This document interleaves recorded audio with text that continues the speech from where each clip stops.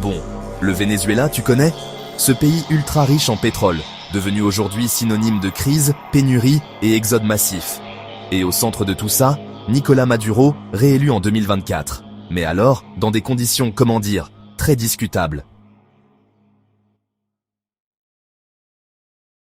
Le 28 juillet 2024, Maduro annonce sa victoire à la présidentielle avec 51,2% des voix.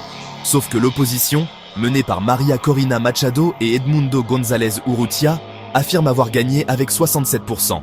Résultat, manifestations, répression, arrestations. Plus de 2400 personnes emprisonnées, 28 morts. Et María Corina? En cavale. En Amérique du Sud, ça s'embrouille. L'Argentine, le Chili, l'Équateur, le Pérou ou encore l'Uruguay refusent de reconnaître Maduro. Même le Brésil de Lula, pourtant pas un grand fan de Washington, lui met un stop monumental. Pas de Venezuela dans les BRICS. Pendant que la politique chauffe, le peuple fuit. 18% de la population a déjà quitté le pays.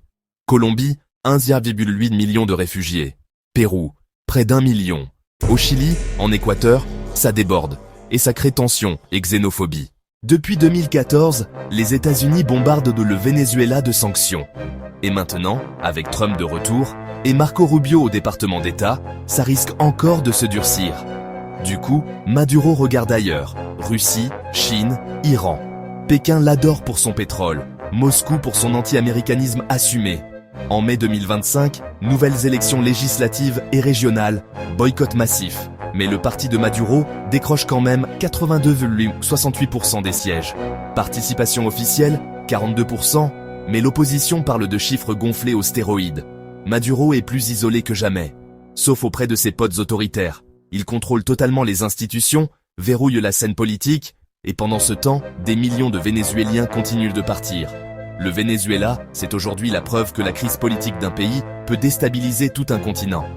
Et si tu veux capter toutes les coulisses de cette tempête géopolitique, file lire notre dossier complet sur sadikwa.com.